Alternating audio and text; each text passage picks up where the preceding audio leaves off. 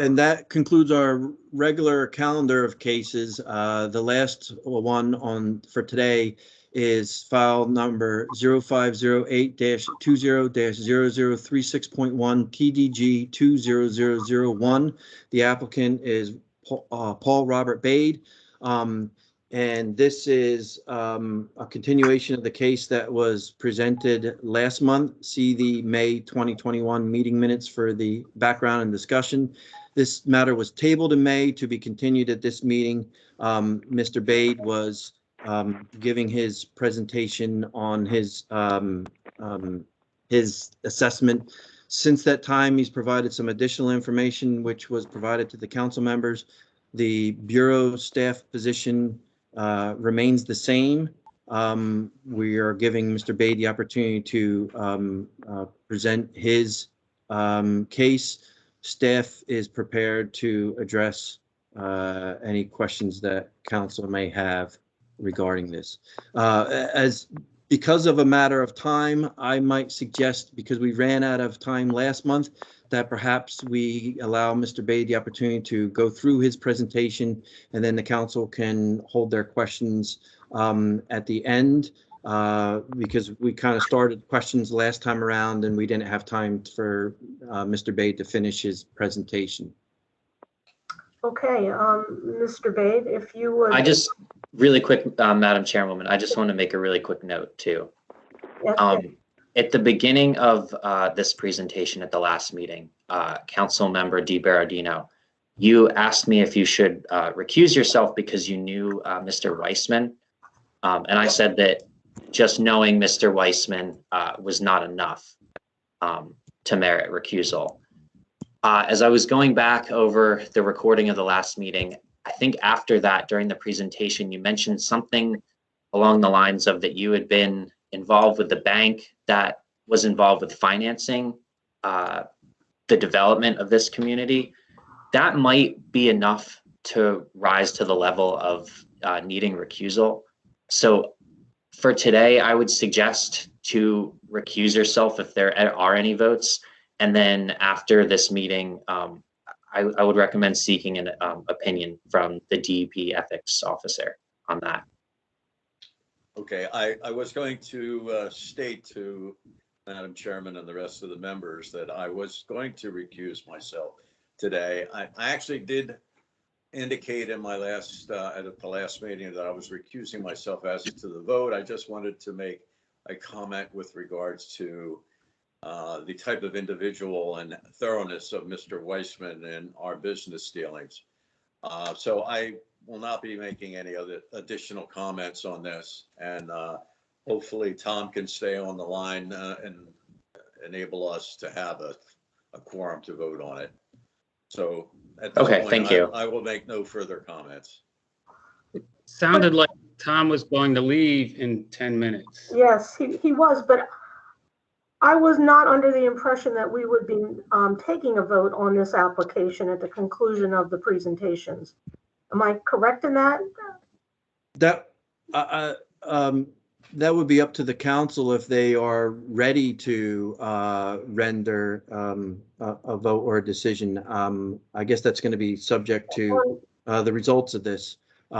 We do,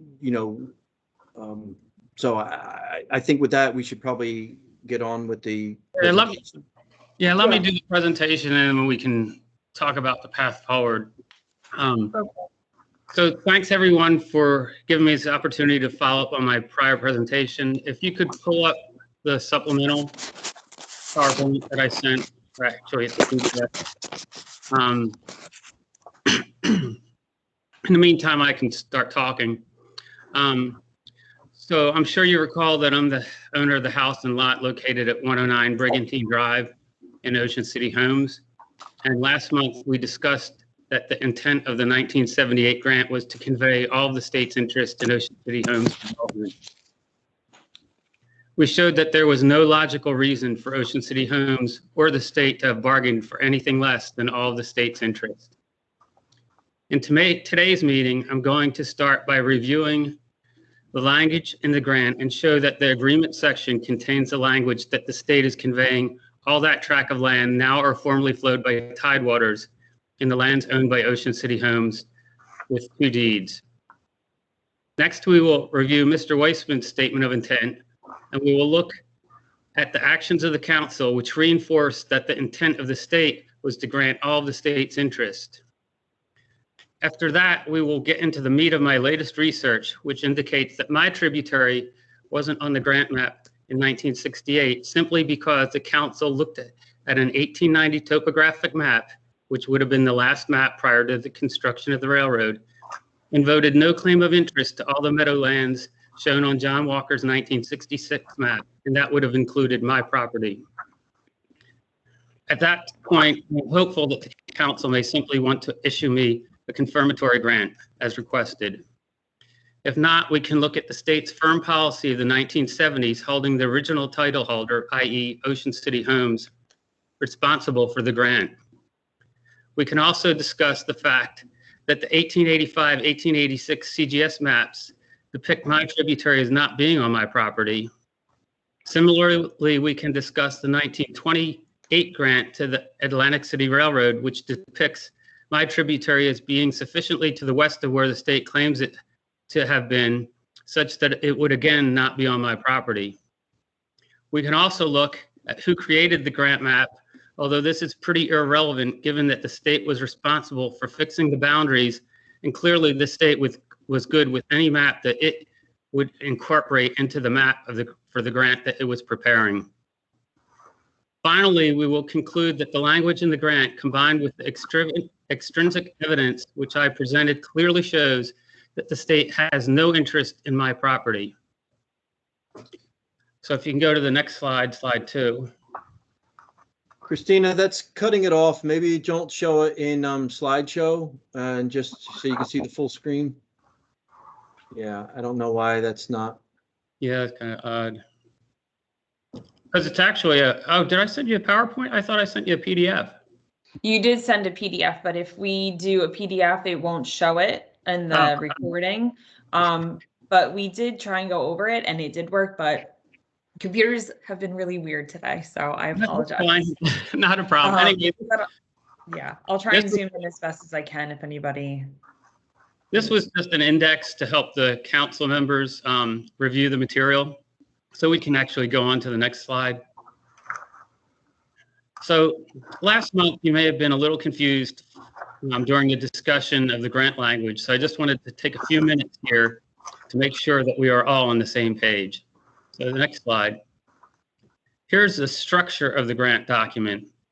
So in the front, we have the preamble or recital section, which begins with whereas, and provides the context and background on what the parties hope to accomplish with the document. We also have the agreement section, which begins with now therefore, and defines exactly what the parties are agreeing to. If you go to the next slide. So if we take a rather concise look at the grant in terms of that structure, this is what you get. We have Ocean City Homes applied to the state for a grant of lands now are formerly flowed by Tidewater within the lands owned by Ocean City Homes. We have that the state is to fix the boundaries thereof and determine the price or consideration.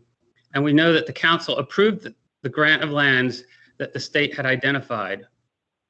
In the now therefore section, which is the agreement part of the contract, the state is to convey all that tract of land now or formerly flowed by Tidewaters in the lands owned by Ocean City Homes, 2 deeds. It also goes on to say that the total area involved is 1.14 acres as delineated in the attached map prepared by the state.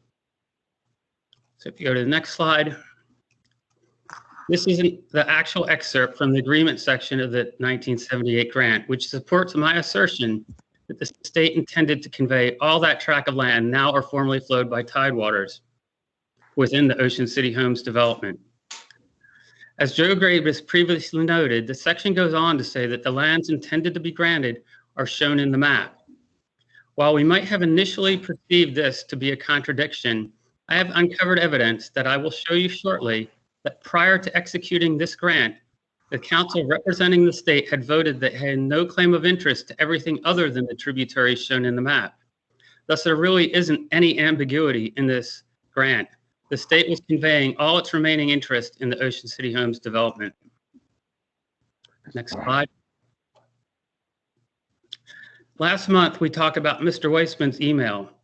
I'm just including it here as a reminder and to have it as part of the record. Next slide. As we discussed last month, Mr. Weissman was vice president of Ocean City Homes throughout the 10-plus year process of obtaining the 1978 riparian grant. And he was clear in his email that both parties intended the grant to cover all the riparian lands within the Ocean City Homes development. Next slide. Correspondingly, I uncovered some meeting minutes which confirmed that assertion that the state intended to grant to cover all the riparian lands within Ocean City Homes. So if we go to the next slide. Last month, Mr. Gravis asked if I had a letter from the state that says their intent is to clear all the claims within the Ocean City Homes development. Well, these meeting minutes are not a letter per se, but they are just as clear in demonstrating that intent. In December of 1972, the council approved both a grant and a quitclaim grant for the entire Ocean City Homes development. The grant was to cover the tributaries claimed by the state. The quitclaim grant would cover the meadowlands for which the state had previously voted no claim of interest back in 1967. Alternatively, you could say the quitclaim grant was to extinguish all of the state's remaining interests beyond the tributaries. We will get into the details regarding the no claim of interest vote a little later in my presentation. For now, I just want you to see that the state was intending to convey all of its interest. Again, it makes no sense for the state to have wanted to convey anything less than all its rights. So next slide.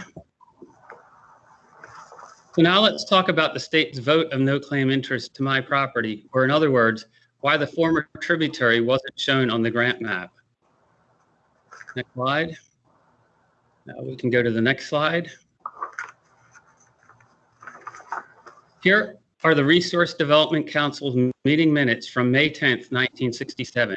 This was 1 week after the grant application was formally accepted. We know that there had been ongoing discussions between Ocean City Homes and the state for a couple of years prior to that.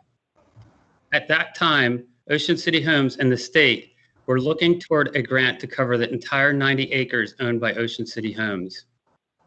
We see that Ocean City Homes submitted a topographic survey to the state, which showed 8.8 acres of creek bed, with the rest being salt marsh.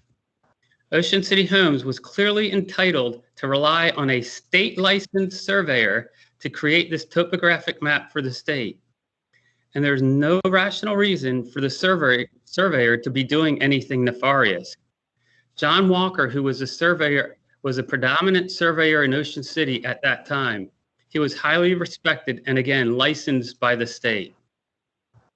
We see that the staff of the state's Bureau of Navigation performed the due diligence that they deemed appropriate by looking to the state's 1890 topographic map. The 1890 map reflects the last survey made prior to the construction of the railroad spur, which occurred in 1897. That map, as we will see in a minute, showed only tide marsh in the area where my property is located. Correspondingly, the navigation staff believed that they had no interest in my property and subsequently recommended that the council approve a no claim of interest to the meadowlands that included my property.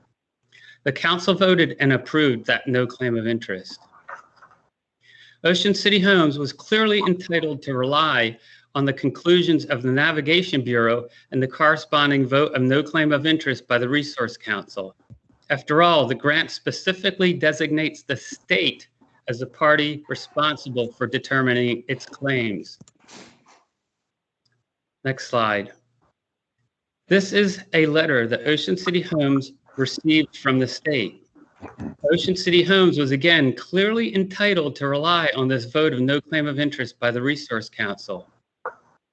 Also note that substantially above the elevation of mean high water, referred to in here, applies equally to all the depicted salt meadows on the map, as they were all depicted at the same elevation. Next slide. This is just the facts that we've just talked about. You can go to the next slide. So I put this map in here simply to give you the perspective as to where the location of Ocean City Homes development, which is outlined in blue, and my property, which has the little blue teardrop. So if you go to the next slide, this is the 1966 topographic map showing the Ocean City Homes development. Obviously, this slide is at a scale that's hard to read, so I included a scan of the original map in the exhibits. However, you can see that the area in question is labeled Salt Meadows with an elevation marks nearby of 4.6 to 4.7. And note that all of the salt meadow labels give an elevation of 4.6. Let's go to the next slide. This is the 1888 CGS of the Ocean City Homes area, which shows meadowlands where my property is located. The 1890 topographic map that the staff at the Navigation Bureau referred to was based on this CGS. I have attached an electronic copy of that 1890 map, but since I have this 1880 map at a higher resolution scan, I'm presenting that here. Note the virgin meadowlands where my property is located. The state had the right idea in looking at the 1890 map. Indeed, I speculate that the 1888 US CGS, on which the 1890 map is based, is actually a lower resolution paper rendition of the 1885-1886 Mylar CGS maps T-1597 and T-1744 that the state is currently using to justify its claims.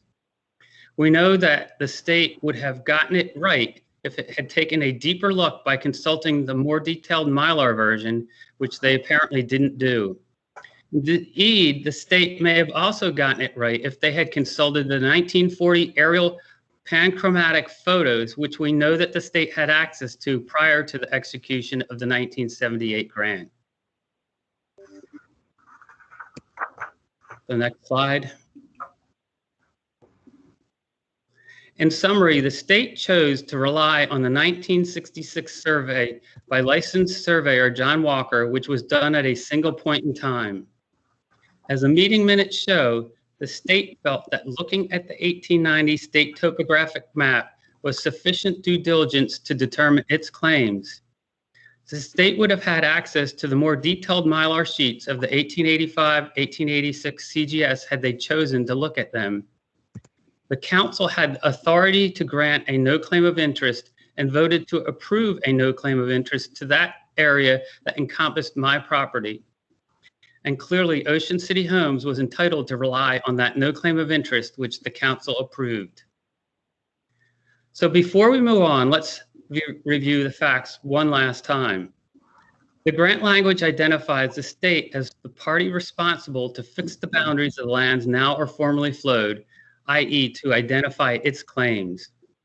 We know that the state, in performing its due diligence, looked at the 1890 state topographic map, which is the last map prior to the construction of the railroad.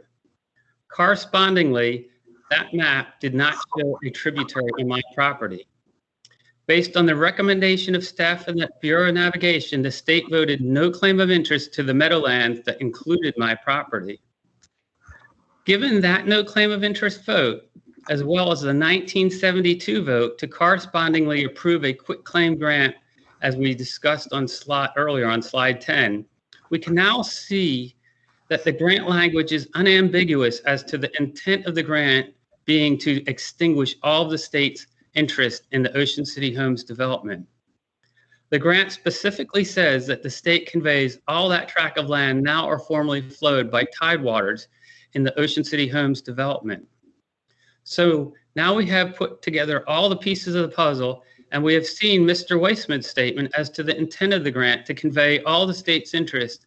There really aren't any remaining ambiguities here. The state clearly has no remaining interest in my property.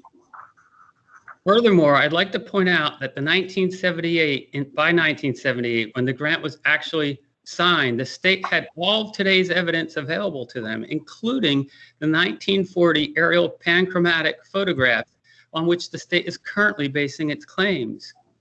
They simply chose not to look at it in 1977 when they were finalizing the grant. It's not appropriate for the state to come back 40 plus years later and claim that the grant didn't convey all the state's interests, since clearly it was intent to extinguish all the state's interest in the entire Ocean City Homes development. Also, please remember that this case should be decided solely on the evidence that has been presented before you today. Past decisions which the council made with only partial information shouldn't weigh in on today's decision. At this point, I believe I have presented sufficient evidence for the council to issue me the requested confirmatory grant. If, however, there's any lingering doubt, we could explore the state's firm policy of the 70s holding the original title holder, Ocean City Homes, responsible for the grant. We could also look at who created the grant map, although it's pretty irrelevant given that the state was responsible for fixing the boundaries, and clearly the state was good with any map that they incorporated into their map for the grant. The overlay of the state's claims on the 1885-1886 CGS is another thing we could look at, because it shows that my tributary was a primary flow of a tributary that did in fact appear in the grant map. In looking at the overlay, we can also discuss the fact that the 1885-1886 CGS map depicts the tributary as not being on my property. We could also look at the prior conveyance to the AC Railroad. This conveyance should have alerted the state to the existence of my tributary.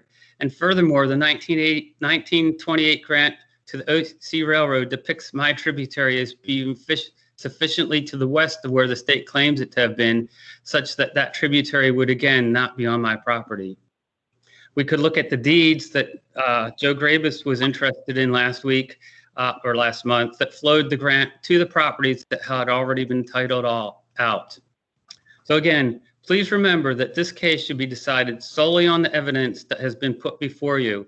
Past decisions which the council made with only partial information shouldn't burden me with paying for a grant on my property, given that the state has already conveyed its interest via the 1978 grant and the corresponding vote of no claim interest.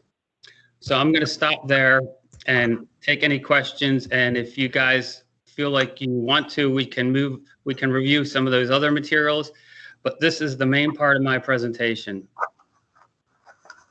Okay, do any council members wish to ask Mr. Bade questions on his presentation? No. Randy, are you prepared to respond to Mr. Bade's claims?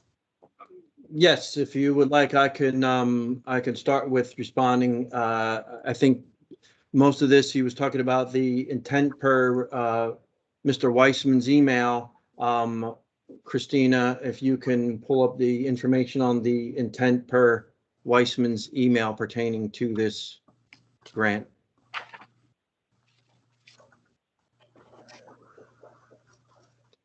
So this is highlighted by Mr. Bade's presentation, where he's referring to the intent as stated in Mr. Weissman's email.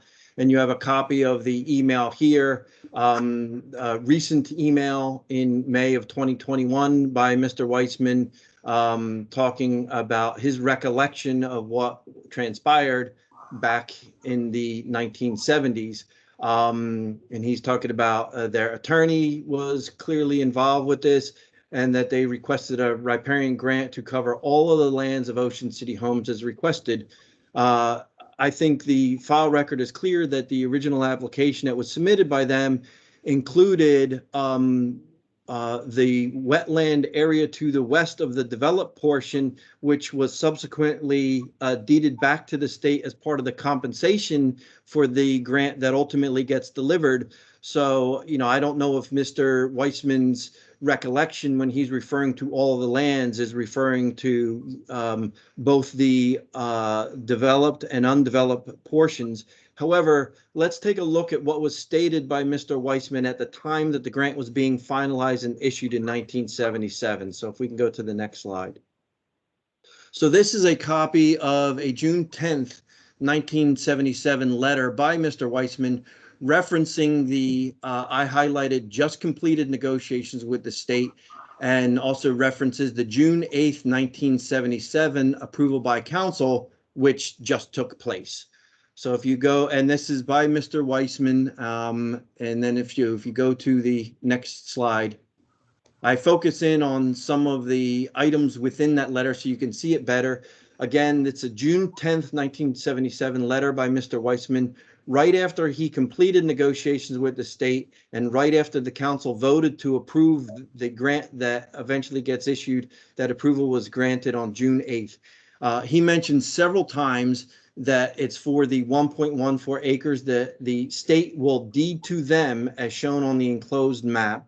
And also that the deed, i.e. the grant, the draft grant, will be drawn by the DEP and forwarded to us for our approval. Mr. Weissman asked the state to send the draft to Mr. Richmond and Mr. Cutler and to him so that they can promptly review. And I believe Mr. Richmond was their attorney. Then if you go to the next slide.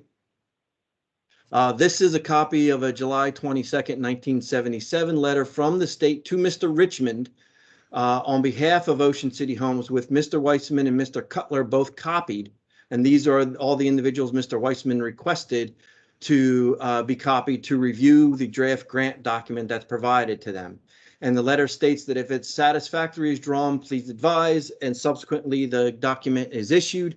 It has to be interpreted that all of these parties reviewed the document that was ultimately issued. So the next slide. So again, you have in here, I have a copy of a June 6th, 1977 memo to the council for an application for a grant covering 1.14 acres of filled tidelands and referencing the appraisal for the value of that land, along with a copy of the June 8th, 1977 meeting minutes, where the council voted to approve a grant to Ocean City Homes for 1.14 acres of former tidal creeks based on a recommendation of the Attorney General's office after negotiation between the state, the Attorney General's office, the Division of Marine Services, who are within the DEP, and the applicant.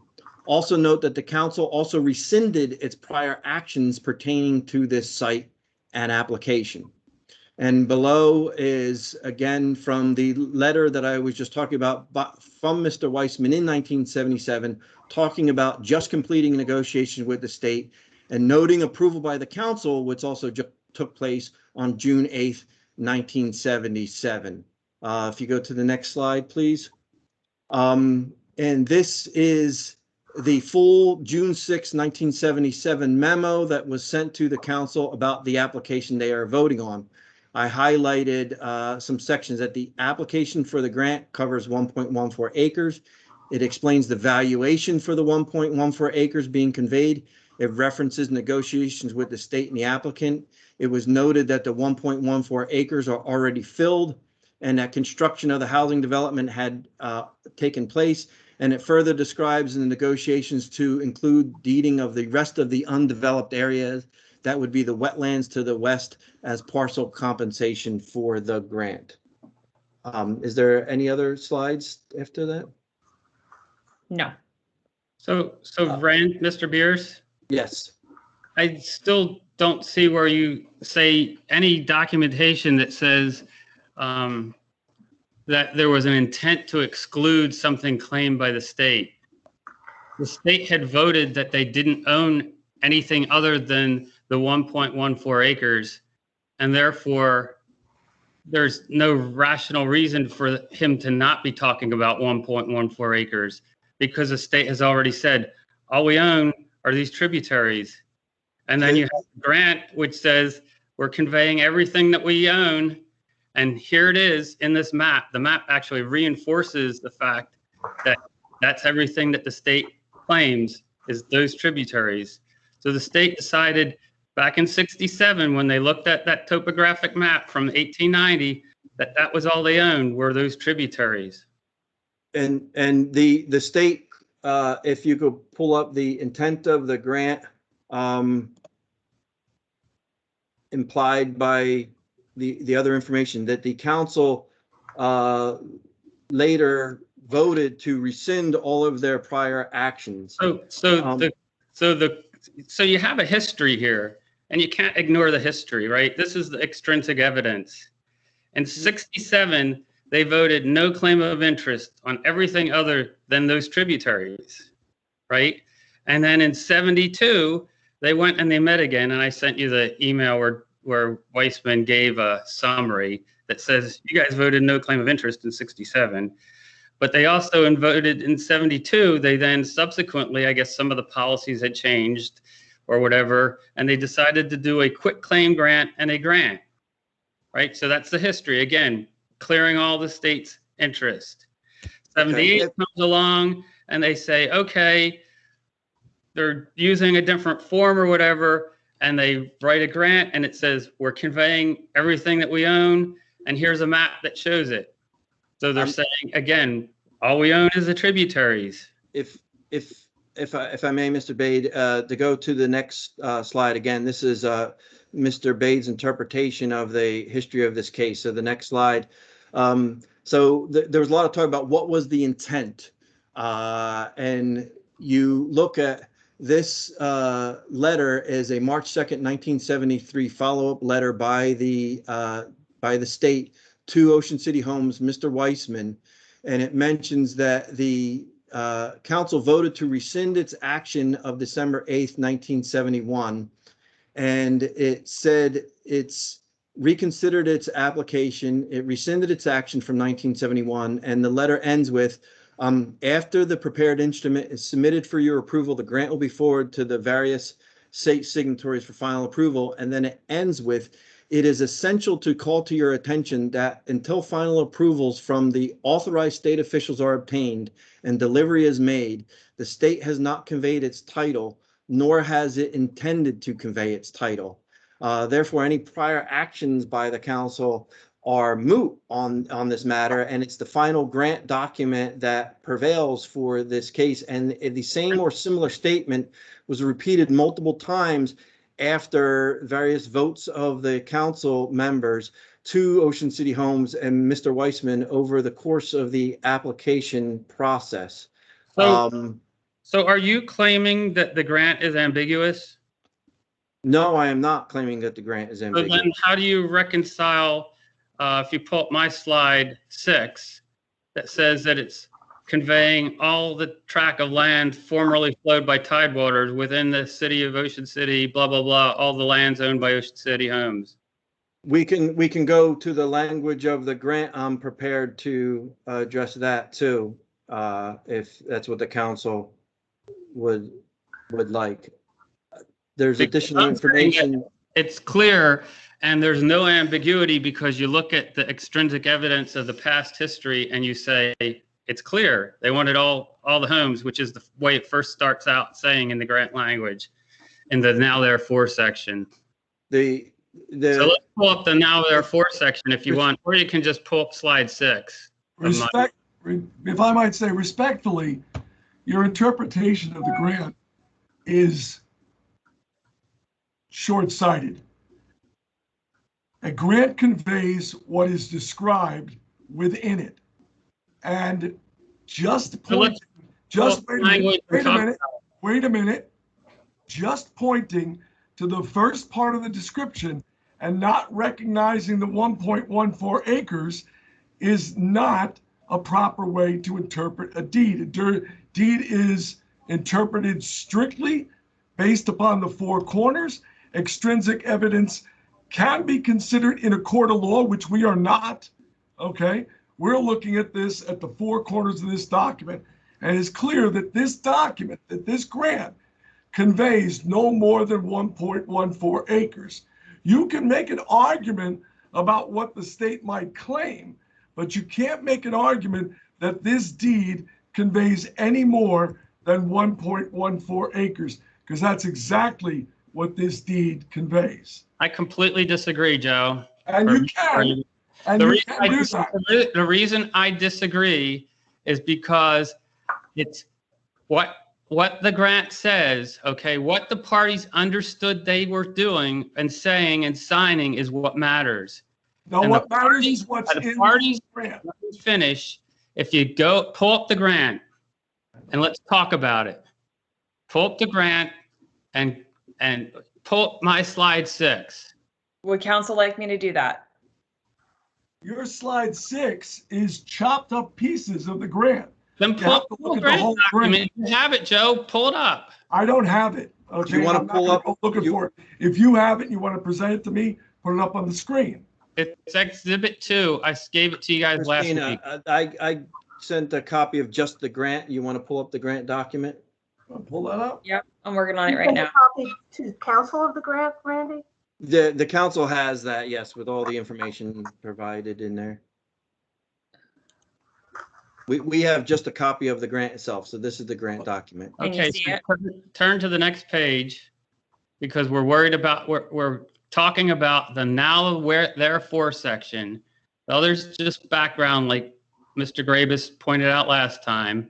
And let's read the now therefore section.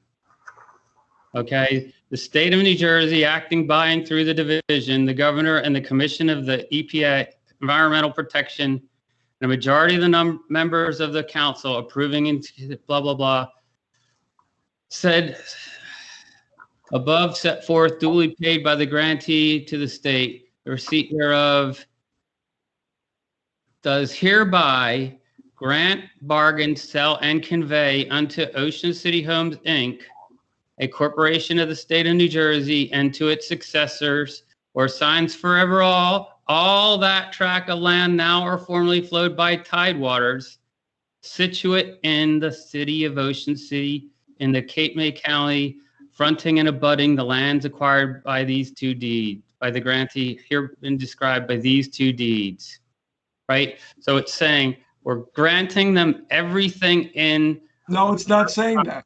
Yes, it Not is. saying- No, it isn't. Sir, I've been doing this for 43 years. That's not what it's saying. You have to understand how documents are created. And it starts out in general terms and then gets specific afterwards. And as you see, it's going to get specific very quickly. So I disagree with you, Joe. My attorneys agree with you. And that's why we're here, because you're disagreeing. I'm telling you my opinion. Saying you disagree with me doesn't change my opinion. You have to show me how this deed doesn't just convey. So I am trying to show you that it's saying above here that we're conveying everything that we own in Ocean City Homes. And then it's saying the tracts that we believe we have claim to are the ones on this map. That's not what it says. It doesn't say these are the tracts that we believe we have claim to. It's simply making a statement that the tracts of land intended to be granted herein are shown within the dashed lines on the map. That's a specific statement. And then it goes on, the total area involved is 1.14 acres. And the reason that is that the map is drawn the way it is and it's 1.14 acres is because the Navigation Bureau back in 1967 looked at the 1890 topographic map and they decided that they didn't own anything other than what's in that map. Right, but you don't understand that that doesn't matter with regard to the construct of the document. What the construct of the document stands on its own, and it's intrinsic evidence that matters, not extrinsic evidence. The way this document was drafted, it specifically says we convey 1.414 acres. It doesn't say the other things that you were claiming that it says, because they're not actually here in this document. It says above where it goes down to the details, it says we're conveying everything, all the land, all the tract of land now or formerly flowed by tidewaters in the Ocean City Homes development. You've repeated that, and I know it says it up there, but then it says the tracts of land intended to be granted. And so they're not a contradiction. Wording. They're not a contradiction at all, because what happens is it says, I'm granting you everything in that development, and here's what I've identified. That's why it's not a contradiction. And that's why I'm telling you that everybody, just like Mr. Weissman said, we all agreed that this was what the state believed it owned at that time. That's not what he said. Made. That's not what he said. Nowhere in there does it say, this is what I believe the state believed it owned. Those are your words. No, those were Mr. Weissman's words. They aren't. They aren't. Show Can I- me, can I- show can I me interrupt? those words. Show me His the words. Mr. Weissman said, I believe that the state believes that this is all they own. Those exact words, I want to see them. It says it says, to whom it may concern and to my current recollection, my name is Martin Weissman, a former employee representing Ocean City Homes with our attorney at a riparian meeting in Trenton, and he got it wrong. It's 77, not 78 that the meeting took place, but okay. Our attorney, and he's talking about the former attorney general, I think his last name was Clover, something like that. Anyway, clearly stated that the requested riparian grant was to cover all lands of Ocean City Homes as requested. The riparian board, by unanimous vote, then passed a resolution whose intent was to cover all riparian lands of Ocean City Homes. Can I interrupt? Obviously, he's not referring to the 90 acres, right? Because Well, how obviously? Why is it obviously? I mean, you why can't is it have one obviously? way Because and not the other way. they're granting back the other part, the part that wasn't the 64 acres that they wanted the grant for. I mean, I can go call Mr. Weissman up again and get him to get clarification if you. And I'm not looking for clarification from Mr. Weissman. My other question is, where is your deed from Ocean City Homes that transferred their rights to you?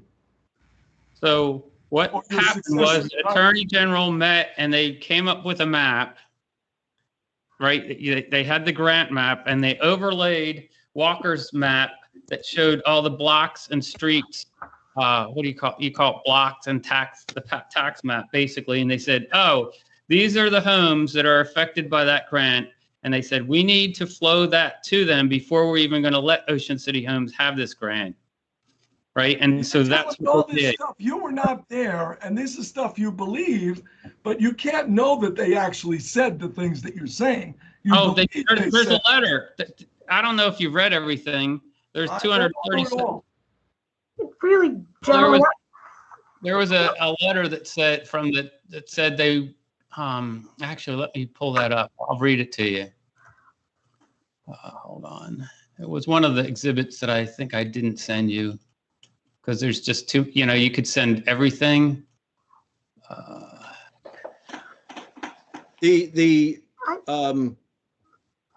Mr. Bade's property was not included in one, for the records that we have, as one of the properties that Ocean City Homes then conveyed the grant to.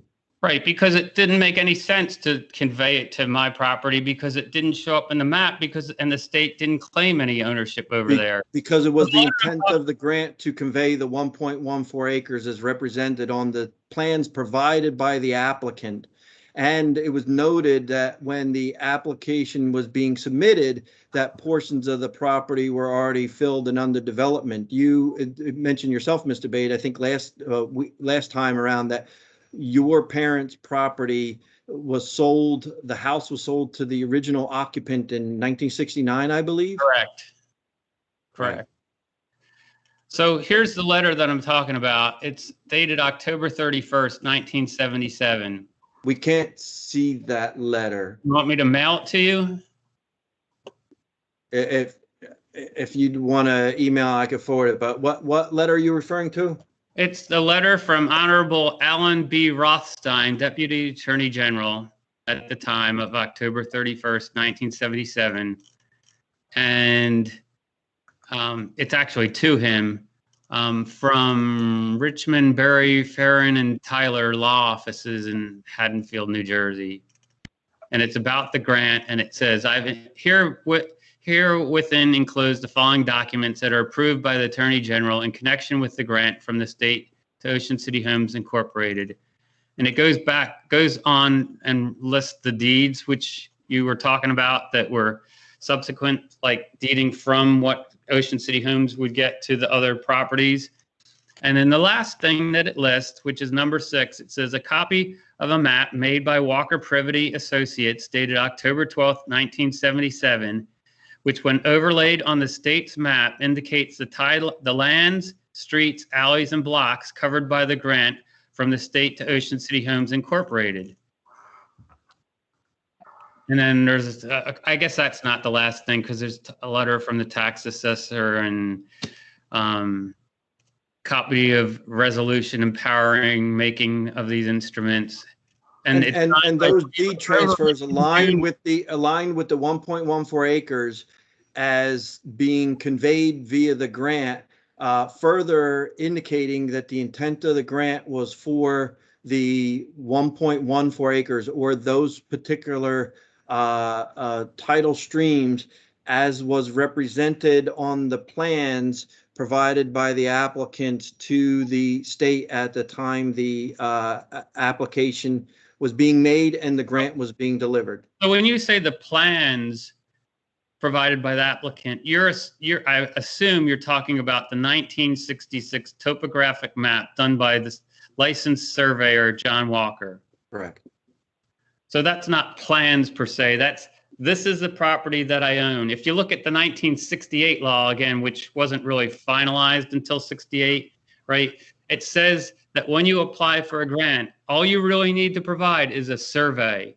You don't need to provide any tidelands riparian survey. You just need to provide a survey of your ground. And you know, from from reviewing the file, there's lots of discussion and mention that there's areas that were previously filled, discussion over what areas were being covered by the grant, discussion about the Walker plan and it being revised to show the acreage and areas being conveyed. All of that was actively under discussion during this whole application process. Right. There was an area, if you looked at my prior presentation, there was an area in this sort of southwest corner. I think it was the southwest corner. Yeah. Where there was an area that was flowed right on the edge of the development. And they said, you know, we don't really want to buy that from the state. So they actually had John Walker update the map and take that out. So it went from 1.21 or something to 1.14. Right, but the bottom line is it went to 1.14, and ultimately it was the area that was ultimately conveyed via the grant that was issued that Mr. Gravis says is clear that the only thing that was being conveyed by that grant was the 1.14 acres. And again, I noted that there were follow-up correspondence indicating that the prior approvals by the council were rescinded with the notation each time that until the grant is finalized, that nothing has been conveyed and there is no intent that there was anything to be conveyed until the final document is issued. Let me ask you a question, Randy, just straight out question. Do you believe that the state thought when they signed that grant that they had other claims in that Ocean City Homes development other than that 1.14 acres? I don't see any indication in the record that it seems that the grant was based on the map that was provided by the applicant, the John Walker map, and that's what the state knew that they were approving. The council can only approve what they know they're approving, and in this case, that was the 1.14 acres of filled former creeks as represented by the applicant. So you believe that they thought they were selling everything in Ocean City Homes? No, I believe that they thought that they were conveying the 1.14 acres of formerly flowed tidal creeks as represented in the grant document. So the topographic map that Walker submitted in 66 was accurate. There was no tidally flowed creek there in 66. There's Is that no because it was filled already? Because it had been filled. It was filled already. No, in 66 it was not filled. In 66, You purchased your house in 69. right? In 66, it wasn't filled, so why wasn't it represented on the plan? because it was non-title. They did a I- topographic survey and it was non-title. What proof do you have Railroad- of that? And also, they're indicating Proof? you're saying What the elevation easy? is consistently If the you're- same throughout. There's no change in elevation where that creek would have been. So We if have, if you overlay those two things, you get a map that shows that all the marks where they have elevation, there is no creek. we have and they also indicated that portions of the site were already filled by the time they submitted the initial application. We have a 1961 aerial photograph showing that creek was still in existence in the same configuration that existed in the 1940s aerial photography that the claim source was based on.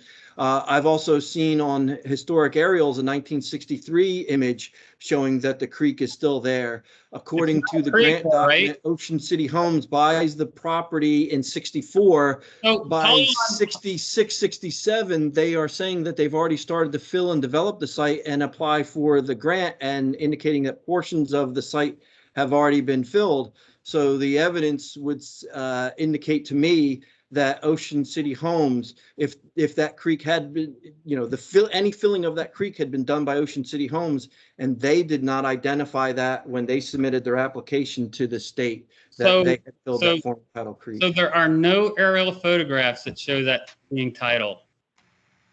You agree with that? There are no what? Aerial photographs that show the creek under my property being title. There's I thought there was a culvert. There's the source of the claim is based on the 1940 aerial photo. The creek still exists in the 1950s and 60s aerial photos up until the development is built. It's a stagnant pool of water. Do you agree with that? No. Then let's look at the video. Let's look at one of those aerial photos. If you pull up Exhibit 5 from last week or last month, and you zoom in, you will see that creek, it goes nowhere. The only tidal flow is due to mosquito ditching, which isn't considered tidal flow because it only pulls the surface of the water. Look at it.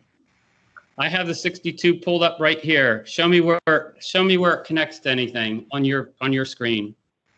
I don't see the map. What exhibit are you talking about? Exhibit number 5 from the May meeting. I can pull it up, just gotta give me a couple minutes to access it.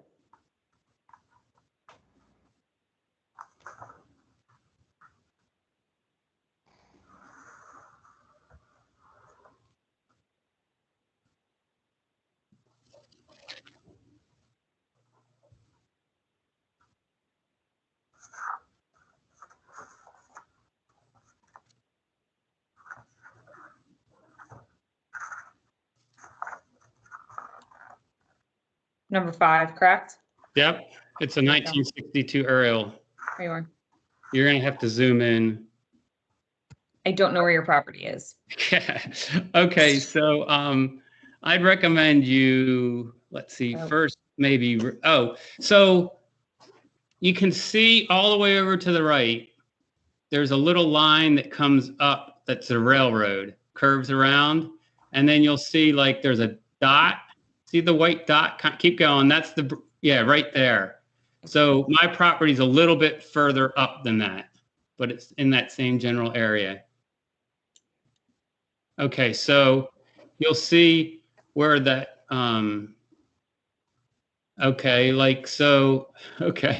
go up a little bit further.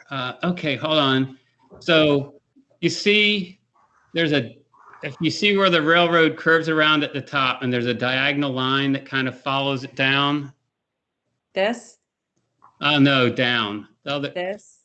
No, the one you crossed over it. Right there. See, go to the right and diagonally down. This? Right? Yeah. Follow that down. Right where that intersects, that is the creek, the end of the creek. So you can zoom in a little bit more, but see how it curved? It would have crossed the railroad to the left, and then it curves and does sort of like a loop down and then back up. Yeah, right. That's my creek. Okay. That just to the left. Yeah, right there. Okay. And so it does not connect to anything other than mosquito ditches. There's that railroad bridge was a bridge crossing, and the water. No, it's not a bridge. The bridge is further down. That is not a railroad bridge. I used to go over and crab on the other side of that railroad there. And again, the source of the claim for the mapping is the 1940s aerial photo, and in 1960 that creek is in the same or roughly the same configuration from the source of the claims mapping. So I can clearly see a stream that goes where? That is present in that photo. I can't tell by looking at this photo what the title stage or the title condition was at the time, but I can see that the area that was claimed by the state is from what I can see is roughly in the same configuration as what was claimed by the state. So again, it still existed.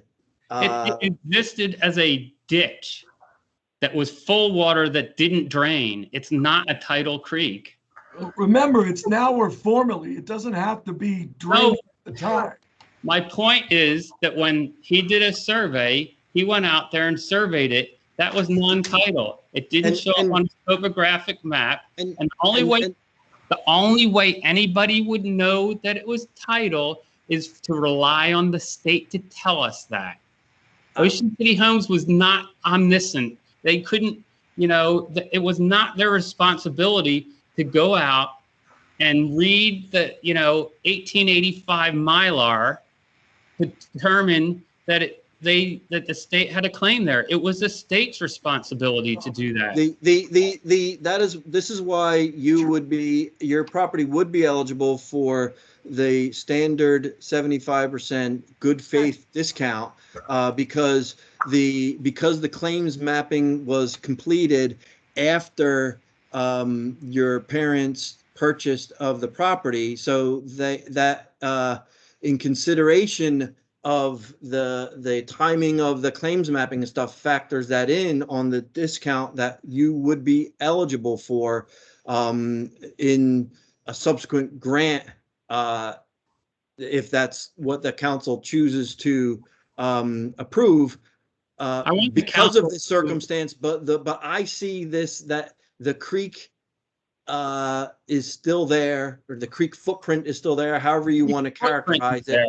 I can't tell from this photograph what the tidal flow was at the exact date, but it certainly looks to me like this is relatively unchanged from the 1940s claim source and consistent with what I've seen at this site through the 50s into the 60s up until you get to the 1970s photos, when the site is already fully developed into the housing developed with the streets and houses over top of it. So obviously whatever was there is obliterated by that time. So in 1897, they put in that railroad spur. That cut off that access near my house to the creek. The creek still, if you look at 1884, 85 CGS, 86 CGS, it connected to another tributary, which was actually on it was actually the main tributary to one of the ones that shows up on the map.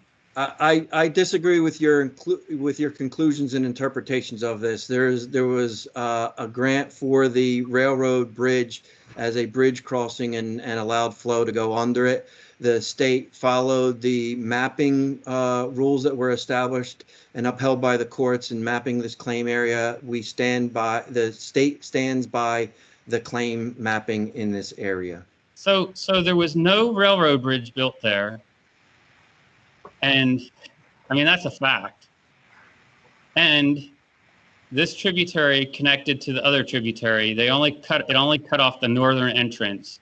And then subsequently, after the 1897 entrance, was cut off, or the entrance was cut off in the north in the 1897, it just didn't flow enough. And there was actually, if you look at 85, 86 CGS, you can see where water probably came across from the ocean a number of times. So it probably just shut off naturally in between. You're making assumptions. I like I said, there was rigorous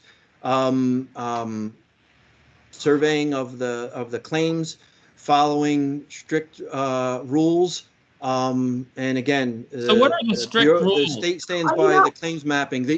And also I thought you said that the railroad bridge cut off the flow. Now you said that there wasn't a railroad there. The railroad in 1920 there was an opening there, and you could see that it flowed through, and that the creek is the same essentially from the 1920s, when it was clearly visible opening in the photo, as all the rest of the photos. There's so no. The 1920 photo was taken after the Great Sleet Storm of 1920, which washed out the railroad at that particular point.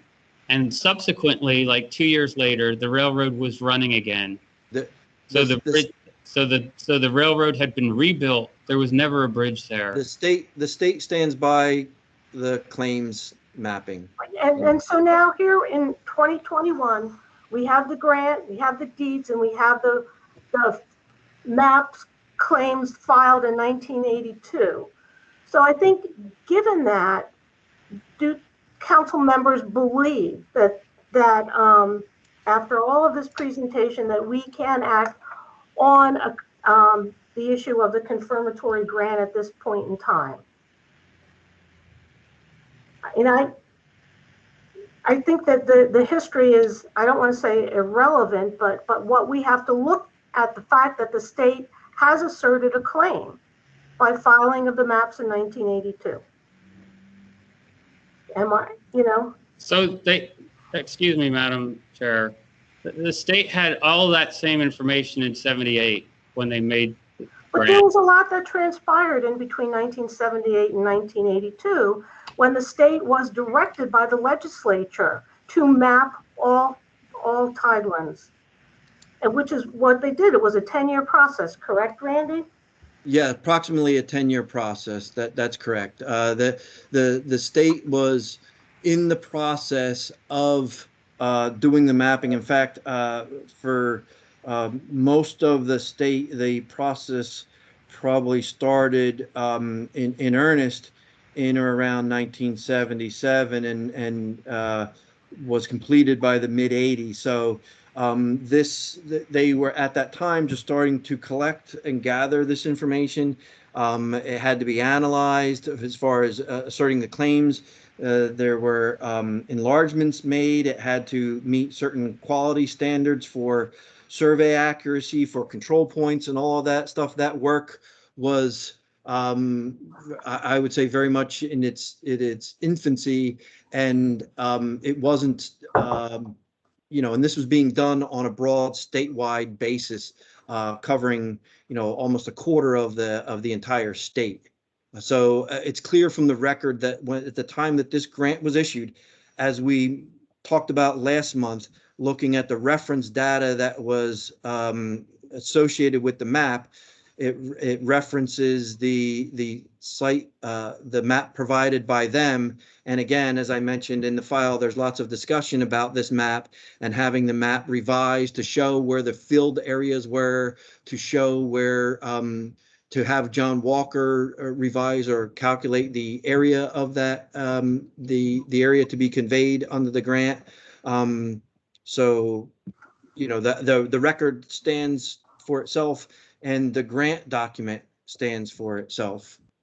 So do you again believe that the state thought they were selling less than their entire ownership in the grant? The state was only conveying the 1.14 acres. The reference to the property is only asserting that that Ocean City Homes was or had been the owner of the uplands fronting and abutting those lands. It was not showing the entirety of the area that was being conveyed. So yes, again, it's clear to me from the grant documents and the record. I showed you some of the information from Mr. Weissman at the time that this was all being negotiated, and there's specific reference to the 1.14 acres. If the intent was to include all of that area, then Ocean City Homes, their attorneys and Mr. Weissman should have been more careful to include specific language to satisfy that requirement, to ensure that that was clear, that that's what was being conveyed under the grant. Well, It does not. The language in the grant says that it's conveying all former flows. Again, if we look at the slide where it says now therefore, it says assigns forever all that tract of land now and formerly flowed by tidewaters. I don't understand what part of all you don't understand. Yeah, all that tract of land is all that tract of land of 1.14 acres. You're not reading the deed properly. That's the way deeds are written. You start out general and you get more refined as you move along. So it's all that tract of land formerly flowed by tidewaters that is 1.14 acres. That's the way deeds are constructed. I disagree. Well, I've been doing this for 43 years. I don't know what you do for a living, but this is always the way deeds have been interpreted in my career. I'm an electrical engineer. Okay, and I wouldn't begin to talk to you about that. The overseas contractors. Okay, good for you. I would. So we always are arguing points like this. And we always dig down into the details and we find mistakes. So I guess at this point, do we want to vote on the confirmatory grant? Is that the proper course of action here? Well, the staff hasn't made any recommendation because, as noted previously, we were at a stage of the application. We're saying that he does not qualify for. The Bureau's position is that he does not qualify for a confirmatory grant, and he is at the stage in his application where we would need an appraisal done in order to determine what the appropriate value would be for clearing title to his property. However, if Mr. Bade is requesting a confirmatory grant and council is willing to consider that, the staff's recommendation would be that this property does not qualify for a confirmatory grant. So are you suggesting then, Randy, that come back to us at a subsequent meeting? Nick, what do you think the appropriate court, do they need to make a formal ruling on this to say it does not qualify for a confirmatory grant, and then we can move on with the continuation of the grant application process? I would like to see if a council member is ready, a motion.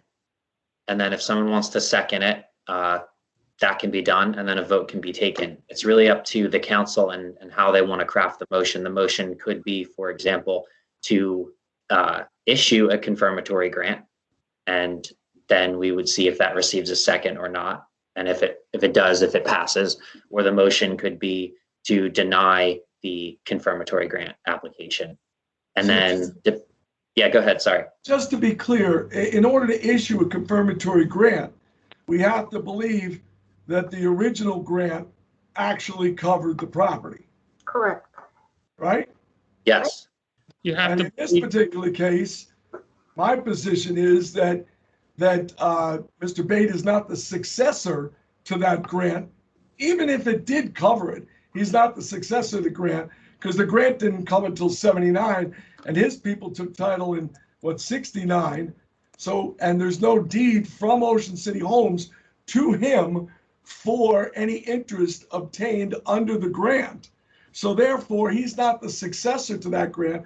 So how can we give him a confirmatory grant when he didn't succeed to the Tidelands interest in the first place? So can I ask a question? So Mr. Semenoff, Yes, sir. If the intent of the grant, if people believe that the intent of the grant was to convey everything within Ocean City Homes, right, then they could vote to give me a confirmatory grant. Is that not correct? Because if you believed that the grant, that the understanding of the parties involved when they signed that grant was that they believed that they were conveying everything from the state to Ocean City Homes, then a confirmatory grant is in order. Is that not correct? I think in that point, that argument that you're making would be more for a statement of no interest, that the state's already conveyed all of its interest in the parcel. And Councilmember Graves just laid out the groundwork for the requirements for the confirmatory grant. Okay, so then we should vote on the statement of no interest. I think that would be what you would be asking for. But you could do that based on this, if you are of a belief that the history, again, and I'll just repeat this, the approval of the claim, no claim of interest in 67, followed by the approval of the quit claim grant in 72, followed by the language in 78 that states all the flows are granted within Ocean City Homes, shows that there's no ambiguity as to the intent of the state. So What if you quit believe claim, that, what quit claim grant? don't interrupt me, please. So if you believe I'm that, asking you a question about what you're presenting here. okay, Quit claim grant in 72. right. What was the quit claim? Because I don't remember a quit claim grant in 72. So in 67, they approved they did the no claim of interest. In 72, they got together again because they hadn't issued any grants. And in 72, the action was to approve a grant and a quit claim grant. We talked about that on slide 10, I believe. But they didn't. But they subsequently rescinded. So when you're looking at trying to understand the intent of the parties, right? The intent, they didn't rescind it because they didn't believe that they should be issuing a quitclaim grant. If you look at what went on over the 10 plus years, they were arguing about price. So from 67 to 72, they argued about price. They raised the price in 72. They raised it again in like 73 or something. And then it, stalled again. And then they said that they only wanted to do the grant as two, because if you look at all the 1970 wetlands legislation, they said that you need to break it up into two grants because they didn't want to actually, as you can see in the end, they didn't want to issue a grant for the second part, which they hadn't built, right? So after the 72 grant, which was supposed to cover the entire 90 acres, they broke it up in 77 into two grants. And the reason they did that was because they never intended to let them build the second half. And so then again, as you follow the history, you see the intent, you've got the claim of no interest, you got the vote for the quit claim grant, and then in 78, you got the language that says all flows are granted. There's no ambiguity to me as to the intent of the grant. And then Mr. Weissman goes on and states, that both Ocean City Homes and the state intended to convey all the lands within the Ocean City Homes development. And that's the only thing that makes sense. Nothing else makes sense. The state doesn't do their due diligence. They looked at the 1890 map.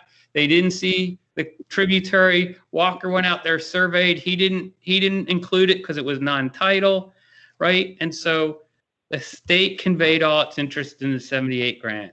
So if you believe that the state intended, they understood that they were signing a grant to convey everything, which again is the only thing that makes sense, then you would vote, according to Mr. Semenoff, you would vote for a no claim of interest. So without having an application for a statement of no interest in front of us, are we able to vote on issuance of a statement of no interest?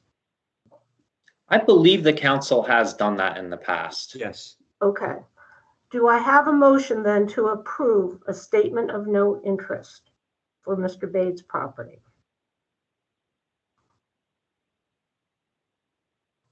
Okay, I don't hear a motion. Should I then ask for a motion to deny a statement of no interest in this case? I have a motion to deny.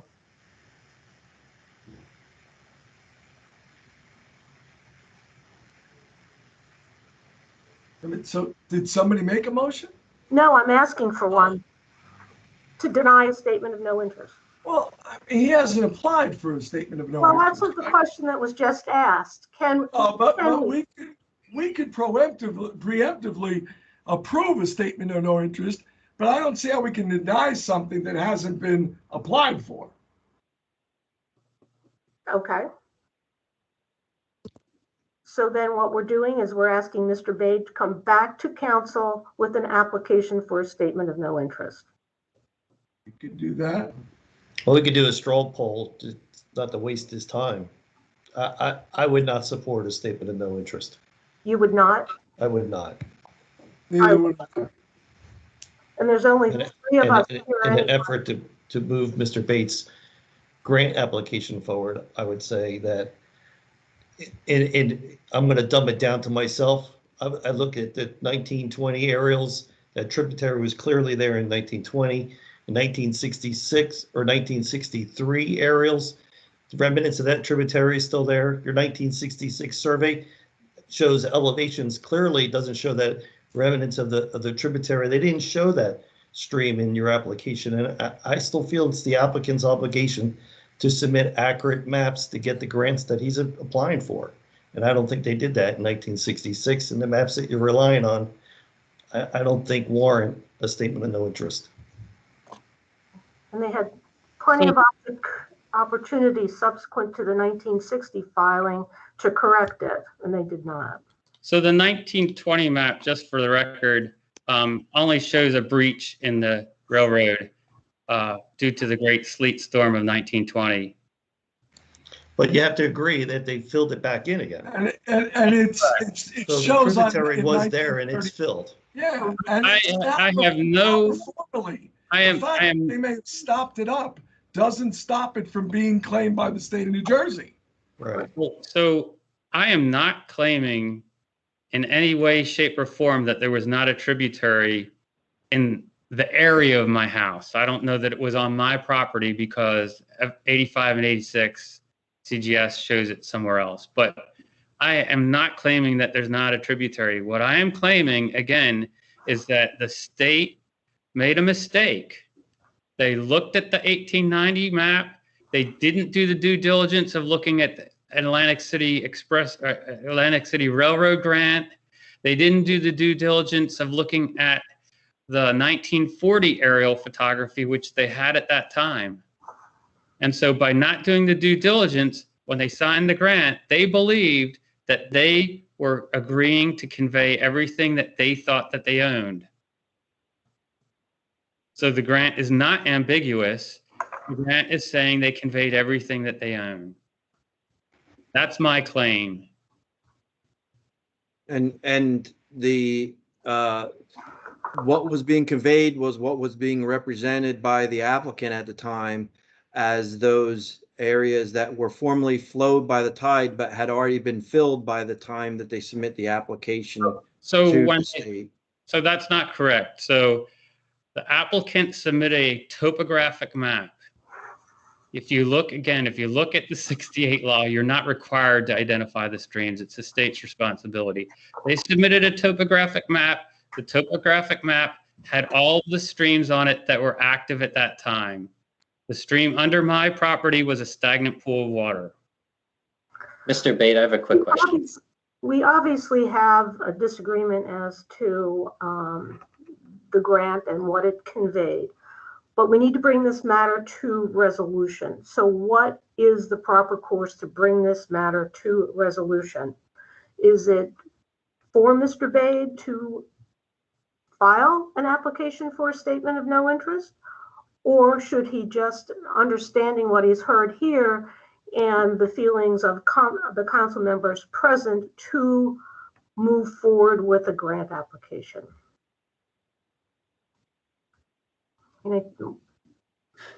Is there not a third choice? Which is? Don't someone who is aggrieved have the opportunity to first take it to Superior Court? I think that's an after the fact action. And I believe Mr. Semenoff could probably the person that would answer that question. Yeah, could you explain that to me, Mr. Semenoff? What is your question exactly? So if I feel like the council, looked at my stuff and they still disagree with me, do I not have, being an aggrieved person, the opportunity to go to Superior Court and then get a ruling there? And if they say, yeah, you're correct, then the claim would be removed from my property. And if they ruled against me, then I would come back to the council and apply for a grant. Is that not true? I think that's a question you'd have to ask your attorney. I can't give you legal advice on what action you should take. I wasn't asking for legal advice. I was asking to understand what the possible process is. You're asking me what the law in New Jersey is as it applies to you. I think that's legal advice. I think you should. I'm asking the law how it applies to anybody in a circumstance where they feel aggrieved by a claim of the state on their property for which they don't feel they're going to get a resolution through the council. Do they not have the right to go to Superior Court, and then if Superior Court rules against them, they would come back to the council to get a grant? Mr. Bate, I'm sorry. I'm not going to answer that.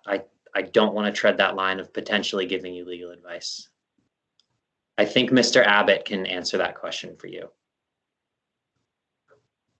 So I've talked to a couple different attorneys, and none of them understand the process for going to Superior Court and coming back to the council. So that's why I'm asking you, because you're the Deputy Attorney General, and you should be able to comment on what the process is. Not my particular case, but you should be able to comment on what the process is. The state of New Jersey maintains its claim as of right now, because we haven't had a vote by the council. The state of New Jersey maintains its tidelands claim to your property. There is a action that property owners can take in Superior Court if they feel that there's a competing chain of title and they want to settle the title. So if you do that, then afterwards, do you come back to the council to get the grant? I'm not sure I understand the question. Are you talking about if you were to sue? If you go to Superior Court and the action, the end result is the judge, for whatever reasons, agrees with the council, right, that the state's claim is still valid, do I then come back here to get a grant?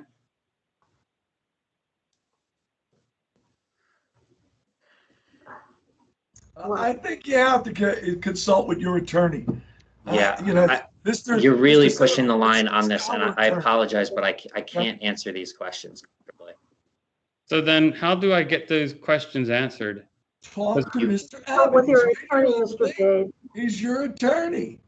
What you pay him for? The law isn't that clear. That's why I'm asking. I'm asking somebody. Well, that's why you need to consult an attorney. Clarify what the law says. Yeah, we're done with this discussion, okay? Okay. Talk to Mr. Abbott. That's it. We're not going to go on and on. Let's move along. I think you're right, Mr. Gravis. So that is the final thing on our agenda. So I guess at this point in time, I would be looking for a motion to adjourn. Can I make a comment before you adjourn? I think you've really said enough, Mr. Bade. We've Not really an argument, just an observation, and you might find it enlightening. Oh, Mr. Abbott, sorry. I am pretty sure I know what happened here in 67 to 77. And I think because we had the same case in Atlantic City where Transexpo sued, where they had filled in the mouth of a creek called Higbee Creek. That ended up being $800,000 to the state. But there was a line of thinking that if it wasn't tidally flowed, there was no state interest. And clearly, after 10 years of the Ocean City homes, there was a feeling, it had to be this, that the state didn't have a claim there. They Ocean City Homes didn't convey 64.5 acres and $26,000 to buy a piece of land that still had a state claim of ownership to. They all thought that this completely wiped out the state's claim of ownership because they thought that was no longer a tidal flowed creek. I can tell you that going through a year's worth of discovery and trial, the theory came up that even though a mouth of a creek is filled in, and even though it's dry, state still owns it. And that is a firm principle in law now. State still owns that dry bed creek. And it's amazing how quickly a dry bed creek becomes dry bed. There's Hospitality Creek near Seaview Harbor in Longport where Sandy, the hurricane, filled up the mouth of that creek, what was that, 10 years ago? And if you walk there today, as I do with my dogs, it's filled in from brush, bushes, there's trees growing. Where there was a creek I ran my boat in 12 years ago. But I think I have to say this, I've never seen anybody do the amount of research that Paul Bade did here. And I think we've evolved to a point with these claims now where the sophistication is far above what it was 40 years ago. 40 years ago, I have no doubt the state thought they conveyed everything they own to Ocean City Homes. Ocean City Homes didn't give them that money thinking, geez, we still have one more claim here that we're going to have homeowners suing us over title later on. That couldn't have been the thought process. And I think the only procedure you can really do, I think Mr. Gravis mentioned this, it's really a court action for reformation of deed as to what was the true intent of the parties. And, but, you know, I appreciate the time you've taken. I'm sure you've gotten an education here. I'd like to maybe get Mr. Bad to help me out on some other cases that we still do with his research. But that's all I have to say. I thank you for your efforts. I realize you're all volunteer people sitting here listening to all this stuff, and it's impressive to me that you took the time. But I love Paul's presentation and his documents. I hope you all got an education out of it. He did a very good job with his presentation and his research. Thanks, Scott. Thanks, Madam Chair. All right.